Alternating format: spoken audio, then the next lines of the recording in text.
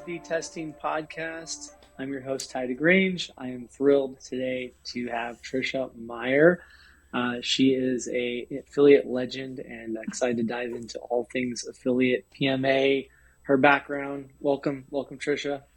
Thank you so much. Thanks for having me. I'm ready to talk as usual. There's no shortage of things going on in the affiliate industry, and I'd love to just maybe kick off a little bit about yourself and your background, kind of current role. I know there's a lot of questions I want to ask you because you've been in the space longer and have been involved in some really pivotal moments in performance marketing. And maybe start off with what you're working on right now and focused on at the moment.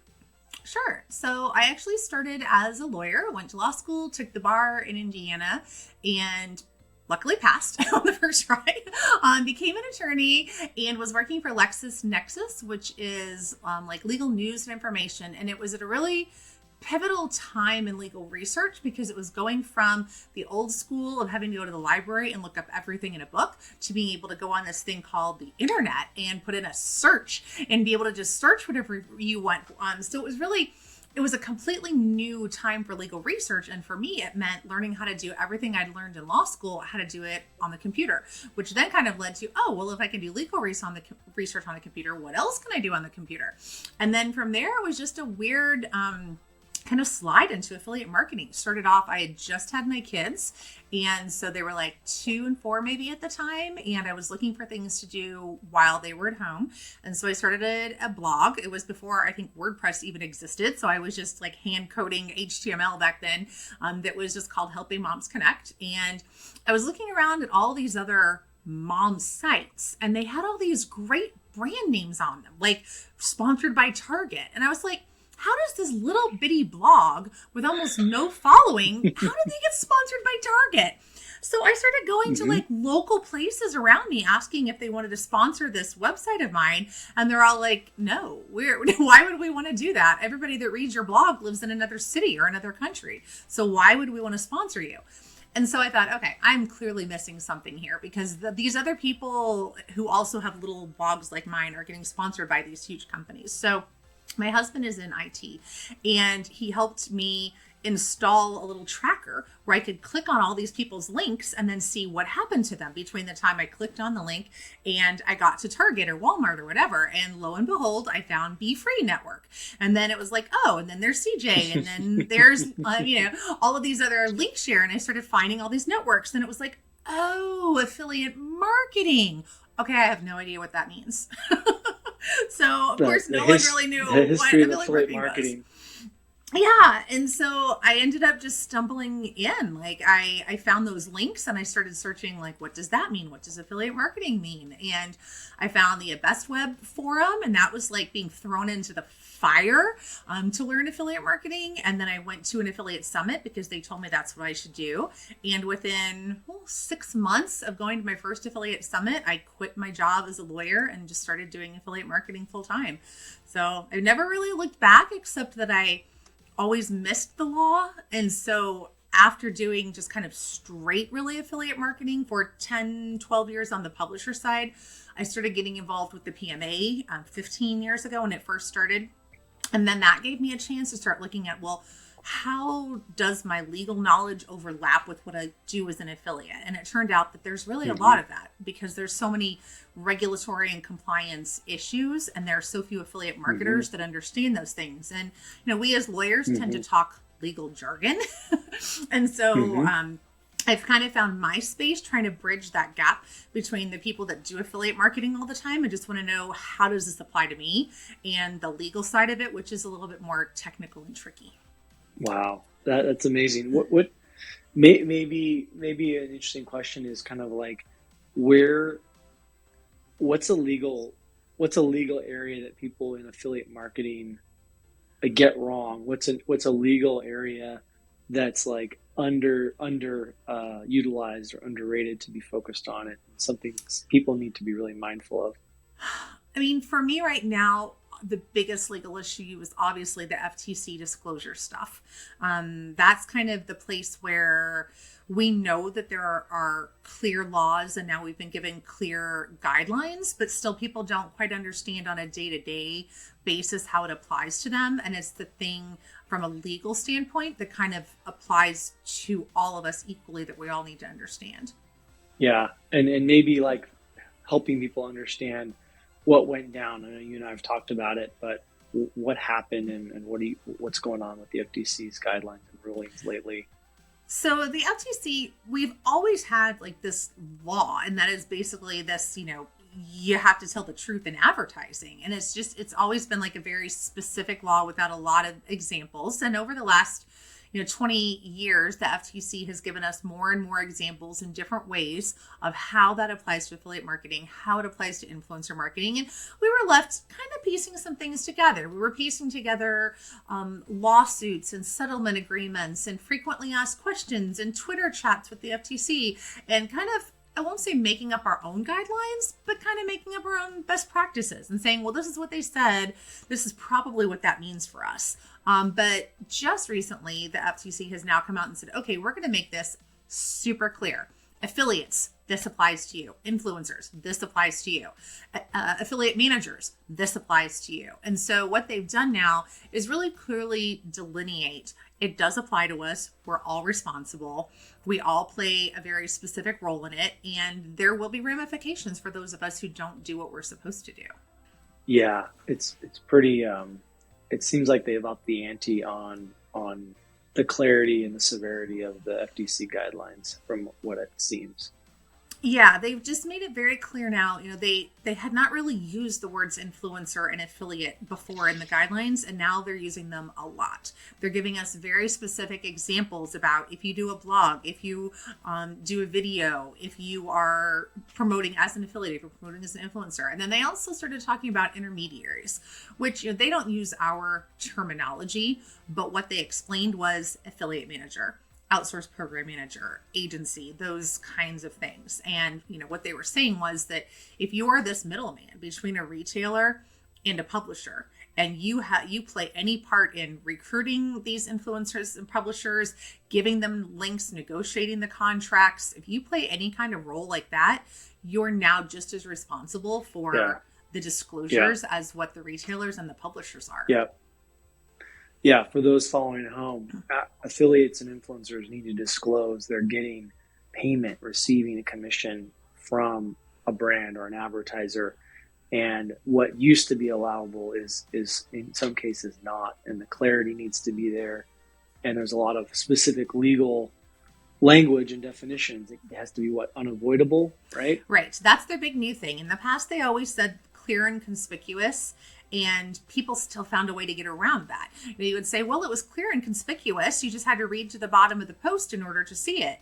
Well, that doesn't count because people don't read to the bottom of the post. People don't watch till the very end of the video. People don't click to read all of the comments on videos. So they said, okay, we're going to change it. We're going to say unavoidable. Unavoidable means just that. You cannot watch a video. You can't read a review. You can't look at a sponsored image without seeing that disclosure. And maybe jumping to kind of the next phase of this, right? So where everyone's making sense of it, they're getting counsel from you, they're getting counsel from legal experts, they're getting counsel from affiliate leaders. Where do you think we're going to land on the FTC ruling? Like, you've written up some really clear, helpful material. What do you think? How do you think it really just materially impacts the advertiser, the agency, the influencer? I think we're going to see more procedures put into place by the retailers and by the agencies where there's a lot more documentation going on, whether it's using databases or spreadsheets or whatever it takes for them to be able to start documenting, this is the education that we gave the influencers. This is what we include in all of our standard contracts. This is how we monitored. I think that we probably will see some letters coming out from the FTC before too long of people that are not in compliance. They'll probably go after a few big guys just to say, hey, we put out these guidelines for a reason. And now we're going to send you some letters, and then they will publish that stuff on their website. And then all the rest of us will go and read that and we'll say, okay, well, now we know that this really is happening and there's money at stake here and legal fees and things like that. So I think it's just a matter of time. I think they're giving everybody just a little bit of time to get used to the new guidelines, but they wouldn't have put them in place if they didn't think there were problems. Yeah, absolutely.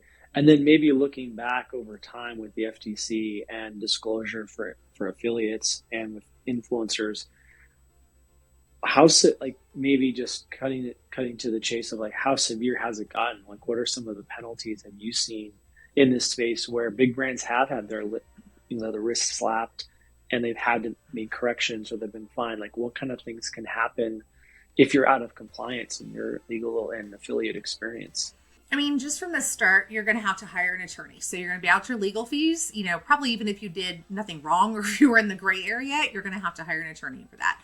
Then you could be sanctioned. So there could be tens of thousands of dollars in fees that you have to pay per occurrence. So if you're a retailer and you worked with 25 influencers and none of them did their disclosures, you're going to get fined for every one of those. If you're an influencer who repeatedly does it, you could get fined for every one of those. And also, we've seen with a lawsuit with Legacy Learning Systems, which was a retailer that was paying affiliates and the affiliate wasn't disclosing it. There was also just a lot of red tape put into place then for the retailer saying, well, going forward, you are going to have to do this. You're going to have to comply with this. You're going to have to start keeping all these records. You're going to have to notify us of any changes of address with your company. You're going to have to notify us of other things. So, once you get in trouble, then they're also watching you more closely going forward, a lot more scrutiny and just a lot more administrative work for you to do as well. Yeah. Have you got a sense that Brand Verity and Impact and other technologies that are already monitoring are thinking about this or may have some type of solutions in place to address some of this stuff? I think that they're trying to make it a little bit easier. I've seen a number of solutions, technological solutions, where they're trying to make it easier if people are using specific terminology. So they are able to look for certain words. I've seen some where they can read images in case you're using images for your disclosure, that they can also read the text on that image to make sure that you're disclosing properly. So I think those kind of technical tools are going to be necessary, especially for big brands that work with a lot of different types of endorsers. When they say endorsers, I mean, they're talking about everything. They're talking about the influencers on social media. They're talking about the bloggers that are doing top 10 lists of things. They're talking about the product review and comparison sites. Yeah. They're talking about this whole realm. So, it's not just so easy to say, well, we just won't work with influencers anymore. Well, we just won't work with, this type of affiliates. That's not going to help because you'd be missing out on so many opportunities. Exactly. Yeah. So it applies to all media. They're just giving us more specific examples now because we are a newer medium. And so they're giving us, some more specific examples. Yeah. And in the scenario where an advertiser, an agency documents, coaches, provides the counsel, just throwing out a hypothetical here, and let's say 10% of your influencers and affiliates don't comply with that, or 5% of them do. I don't think we know the exact answer of what would happen, or if the FTC is going to smack the wrist of a $10 million a year D2C e-com brand. But what do you think plays out in that scenario? In this case, the legal area, it sounds like all three are still in the same boat and at risk. And what are you seeing, and how does that scenario play out? So they're looking for kind of a reasonableness. And so I think, if you're a retailer who has signed a contract with an agency, and part of that agreement says that the agency is going to monitor the disclosure, and then the agency is working with the influencers and affiliates, and they've put a system in place. If the FTC comes along and says, oh, look, we saw these TikToks that were not disclosed, or we see this review site that's not disclosing, and they go to everybody in that chain, the retailer is going to say, okay, here's the contract we have with the agency where they are taking responsibility as the experts for this. The agency comes in and says, you're absolutely right. Here is the email that we send whenever somebody joins the program, explaining to them the FTC disclosure. Here's the monthly newsletter that we send out, reminding them of the disclosures. And here's our spreadsheet that shows that we've been monitoring 10% on a rotating basis, auditing this stuff periodically. The FTC is likely going to come in and say, okay, that's all great, but 10% isn't really enough. We would really like to see you doing 25 to 30%, like whatever those numbers are. In that case, I don't think you're going to get fined. I think the FTC is going to send you a letter back that says, okay, we see that this was reasonable to you as a small agency or whatever, but we really think you're going to have to step that up a little bit more in order to catch more of this. Yeah, that's super informative and awesome and super helpful. And maybe switching gears a little bit, when you got into this space, I know there's so much happening with the FTC and there's lots to talk about there. There's also a lot of exciting things happening with the PMA. Maybe an interesting segue of all your work with the PMA, maybe a little bit about the work being done on the toolbar and desktop browser data that's happening. I'd love to hear your thoughts on that and kind of what you're working on there. Absolutely. This whole area of affiliate marketing, it's like Groundhog Day. When I first started in affiliate marketing, there was so much talk about toolbars and they're killing the industry and they're stealing everyone's commissions and we hate them and we're not going to work with them anymore and lawsuits being filed. And then, everybody kind of got together and said, yeah, this is bad. This isn't happening. Every network said, nope, we're not letting them in our programs. We're putting this in all of our terms. And it all just kind of played out like that for, maybe a decade or more that you really didn't hear anything. Yeah. And then it was almost like a little whack-a-mole. Like every now and again, you'd see a pop-up of like, oh, does so-and-so have a toolbar now?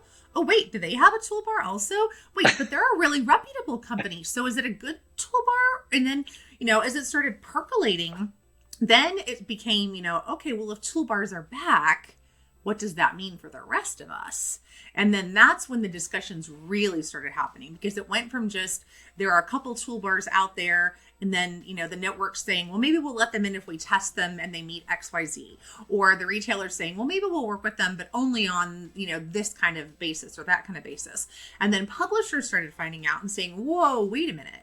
What does that do to my commissions? Am I losing commissions to them? Am I not? Are the networks monitoring this? Like, what's going on here? And so that's where the PMA came in.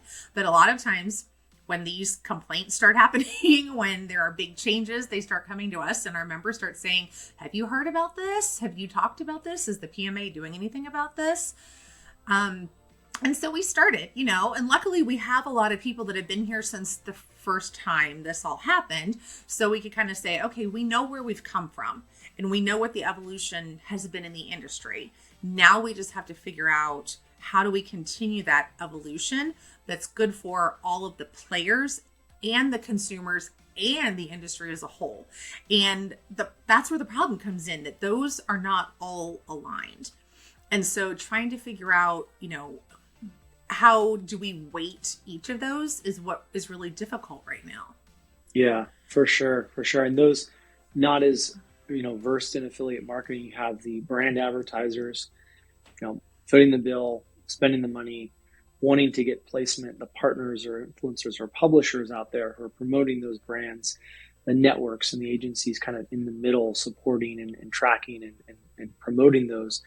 And for 20 plus years, you've had some affiliates, partners have launched browser plugins, browser extensions, toolbars that consumers opt into, hopefully, to say, hey, I'm okay if I purchase a pair of pants or a short, swimsuit or running shoes, that cashback will be logged as in my browser plugin, or my airline miles will be logged. Just so those uninitiated, what Tricia was sharing. So to your point, they're getting other partners that are promoting, maybe higher funnel partners like content, discovery, maybe some elements of search or newsletter are not getting credit in a last click attribution model, whereas the toolbar is getting a lot of that credit or claiming that credit. Is that an accurate way of phrasing the challenge that the toolbar represents for the industry?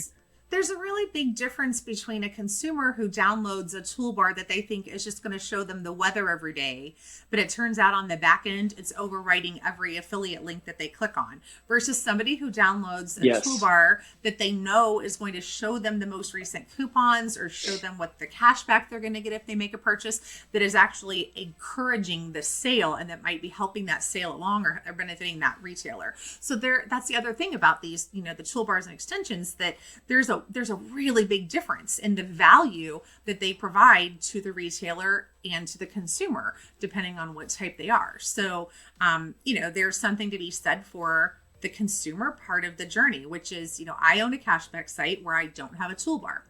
And my husband called me in at Christmas when he was working on my 21-year-old's computer, and he said, "Mom's going to kill you." And she was like, "Oh no, what'd I do?" And he's like, "You're going to have to tell your mom what you did."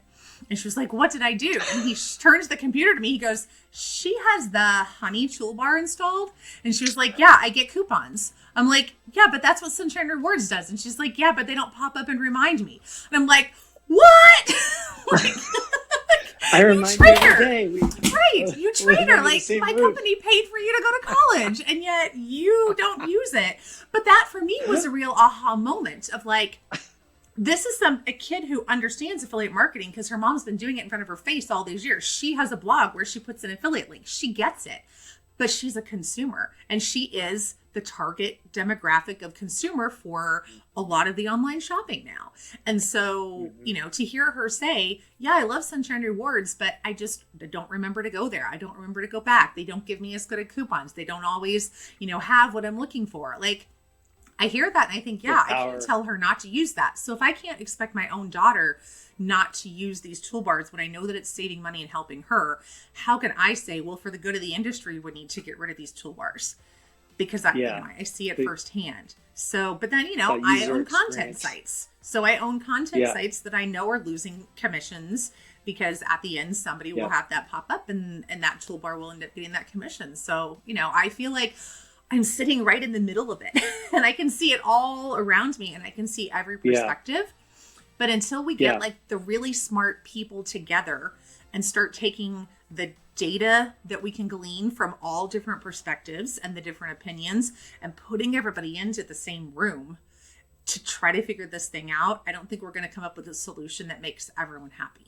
It is the problem, in trying to kind of summarize it for the audience, it sounds like it's a problem of there's unclear standards, there's claims, both real and probably unreal, of certain partners, affiliates, toolbars are taking credit where maybe they shouldn't be, and that could apply to other partners.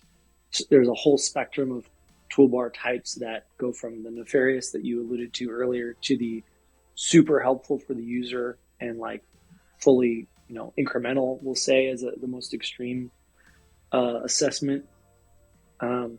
Like, how would you kind of summarize the challenge that you're trying to tackle with the elevation of this issue within the PMA that we're all working towards? Because I think it's just interesting one of like, what's the end goal solution, but how would you kind of summarize the problem for those, especially uninitiated to toolbars and affiliate marketing? There's too much anecdotal evidence and not enough data to support anybody's belief. There's anecdotal evidence. I know they are probably overwriting. I know that is probably a returning user and not a new user. Like, there's too much anecdotal evidence that we all rely on in our arguments, and we're not seeing enough actual data-driven results to be able to make decisions that are going to be best for everyone. And that's brilliant. Why do you think we're lacking that data and it's more emotion and opinion and hypothesis based? Some of it is just no one's pushing for the data yet. If no one is requiring a toolbar to differentiate between their toolbar traffic and their on-site traffic and their newsletter traffic, if no one's requiring that, why would the toolbar offer that up? Why would they come, to the network or the retailer or the PMA and say, oh yeah, 70% of our traffic comes from the toolbar and only 30% from all of our other sources? Why would they offer that up if they didn't have to? Until we give everybody a reason to actually start measuring all these things and sharing it, most people aren't just going to voluntarily, number one, take on the cost of figuring out how to measure these different things. And number two, share anything that's not in their own best interest. Yeah, I love that. And I think that it seems to be a movement over time of this industry to be becoming more professionalized, becoming more transparent. And I think it also maybe partially answers that reason of why there's so much speculation, because when a entity says, I'm not going to share you the full transparency, I would imagine that might lend itself to, oh, I hypothesize that this is happening. I'm worried about this happening. I claim this is happening. When in fact, we need to find and see that data and have it be more transparent.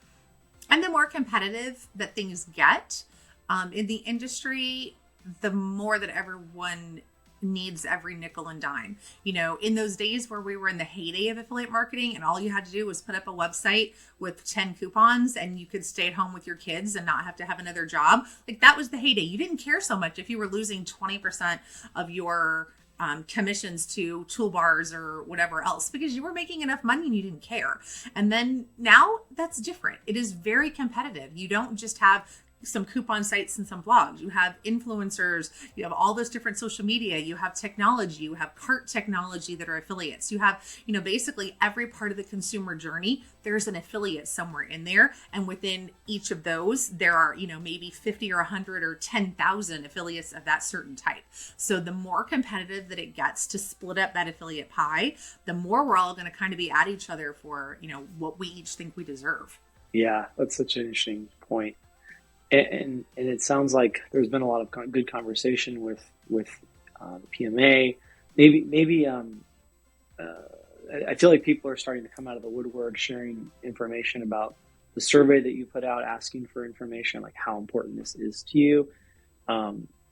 Maybe kind of wrapping up the thought of that exercise. Like, what was your reaction to some of the response from the industry, maybe initially, and then maybe where do you think we're heading with that? So I love that initially everyone wanted to take the survey and give us their opinions and kind of tell us what they were doing. Mm-hmm. But then I didn't love, even though I expected, that when we actually got on the calls with everyone said, yeah, but we're not actually going to give you any data because it's either proprietary or we don't feel confident enough in it to share it, or it can't be measured across different agencies anyway. So what's the use? Like, basically everyone wants to be a part of this. Everyone wants to try to help, but no one really wants to share their data. So we're just going to have to keep going at it and find different ways to get it. And it's going to mean having more conversations. It's going to mean talking to the networks and saying, you know, what is it that you do have? And is there anything additional that you're willing to put into place? It's going to be case studies where maybe we don't get all of the data that an agency has, but they're willing to do a case study on one particular merchant or one particular toolbar or something like that. So, you know, we may not be able to get all of the data that we were looking for, but knowing that so many people want to be a part of this and want to help make a change in this area, I think there will be people that are out there thinking right now creatively about what they can contribute and ways that they can figure out a way to be able to get this data and share it. Yeah, that's super interesting. I've had some recent conversations around, you know, various partner types and, you know, the challenge of incrementality, which opens up a whole nother question, a whole nother can of worms, which is similar but very different to the attribution challenge and the crediting and the multi-stage of how that. Have you seen anything interesting or valuable to kind of try to unlock? Was this partner bringing incremental value? My definition being like, if this was removed, then this channel or level or partner was removed, that advertiser would have gotten that sale anyway. So in the absence of it, is it truly incremental? Is it bringing value to the advertiser as a new to file customer or a purchase? And so we haven't talked about this a ton, but I'm so curious because it does kind of dovetail off of the concept of toolbar incrementality. There's so many questions that advertisers and folks outside of it looking in sometimes go, well, why would I want that? And so there's this balance of trying to look at the data to determine, have you seen anything you find interesting in helping determine and educate that and saying, hey, this is bringing value, this is not? I think at the start, people define incrementality differently. And so you first have to start by looking at your business and what your business needs are, because you might be the type of business that doesn't get repeat customers very often. You sell funeral home caskets. How many times is somebody going to come by and buy one of those same things from you? Hopefully not very many, but you sell tennis shoes, you want them to come back and buy them every 2 to 3 months. So depending on the type of stuff that you're selling, are you a subscription service or are you a standalone product? Are you something that people buy regularly or something that's a once in a lifetime purchase for them? Those types of things, it's very different what someone might consider to be incremental value. Then you're talking about, is the customer, is it incremental? Then when you're looking at the sales, there's a difference there too. Is this a person who you just want to come back and buy over and over and over again because you're something like a Shein where you're selling, very low price stuff, but you want them to buy something new every single month? Or are you your customer somebody who might only make a purchase once a year, but when they do, you want it to be an $800 purchase instead of a $400 purchase? So is it the average order value that is incremental to you? Or is it the number of purchases, the number of times that person comes back that's incremental to you? And again, there's no real agreement because everyone has different business purposes and what's profitable to their businesses or not. Yeah, I think it's such an interesting point, and I make that point often myself. I feel like because I think it's easy and it's natural for us as humans to kind of try to develop rules and pattern matching, and the concept of benchmarking. I mean, it's often things like that can actually get people into a lot of trouble when there's crowd or group think involved, and it's like, oh well, coupon and deal doesn't work, or cashback doesn't work, or I need that 3-to-1 LTV ratio, or I'm not going to pay for return customers. Like there's all these myths that come along with our performance marketing world. It's like, are you really looking at the data objectively? Going back to your point earlier, or are you coming in with some bias that needs to be tempered in your measurement of the experiment, in your measurement of the campaign, in your measurement of the channel?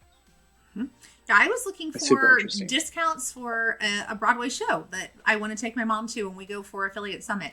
And I went to a coupon site to look for discounts. I kind of Googled it, clicked on the link, and then they didn't have any coupons for that particular Broadway seller. But instead they said, here are coupons for all of their competitors where you might also be able to get tickets on sale. Because that merchant doesn't have an affiliate program or doesn't allow affiliates or allow coupon sites into their program. So instead, there's a website now with your brand on it and then coupons to all of your competitors. And so when you say like, I don't want to work with coupons, I don't want to work with cashback, how many sales did you just lose because somebody has put up a site and is now sending your traffic to your competitors? Again, it goes back to, what in the end is what are you looking for and what are you going to lose if you don't work with certain affiliates? I love that. Yeah, maybe that's maybe a good segue to kind of wrap up and think about like, I love what you were able to do with your blog, helping moms connect. I love what you've done with Sunshine Rewards. You're a true affiliate marketing leader, an entrepreneur. You're leading and educating a lot of people in this space that are steeped in it, but also getting to know it for the first time, which there's a lot of folks that are still unaware. What are some cool stories or maybe like an interesting takeaway that you found from the blogging and the Sunshine Rewards experience? I'd love to hear maybe some like ahas or takeaways that you've had over the years through that. I think I would never encourage anybody to start a cashback site because there's so much work and they're so involved. And yet owning the cashback site was what has allowed me to get to know the industry so well. Because when you have to work with every single network and every agency and thousands of different merchants, and you have to know how to append sub IDs for every network, which is different for every network, and you have to know which ones have coupon feeds and APIs and which ones don't, and you have to understand transaction reversals and cookie links and the payment cycle of every different network. As a cashback owner, you have to know all of that minutia about the industry. So like, I wouldn't wish it on my worst enemy to own a cashback site, but at the same time, if you're gonna learn everything, sometimes it is just in affiliate marketing, it is just doing the hard things and having to kind of go through it and do the hard things and learn it all, and then decide, okay, I like this part and I don't like that part, and that's not for me. And then you have a better idea of where you want to end up here, because there's so many different directions to go. You could just be doing social, you could just be blogging, you could move into the agency side, you could move to work for networks. There's so many different directions to go. So I think, for me, it was just doing the hardest, worst thing first. And then from there, I was able to figure out the stuff I actually like. That's awesome. What's your hope for the industry and affiliate marketing over in the future? What are you hoping it gets to? Or what are your maybe some goals with the PMA? I hope that there will no longer be a negative stigma attached with affiliate marketing just because there are bad players. I hope that, if you've had a bad experience in affiliate marketing because you worked with the wrong agency or you were on the wrong network or whatever, that doesn't keep you from coming back either as a publisher or a retailer. I hope that, eventually every retailer will want to have an affiliate program. Will they work with every single affiliate? No, but there will at least be that possibility out there, because the more retailers we have in the industry, then the more, entrepreneurialism we'll be able to have with the affiliates, because there are more opportunities for everyone to make money in different ways. I love it. Here's to the entrepreneurial spirit. Here's to affiliate marketing as an industry, and continuing to make it better. I think that's what this is all about, and really appreciate the insights, Tricia. This is awesome. Thank you so much. Yeah, thank you.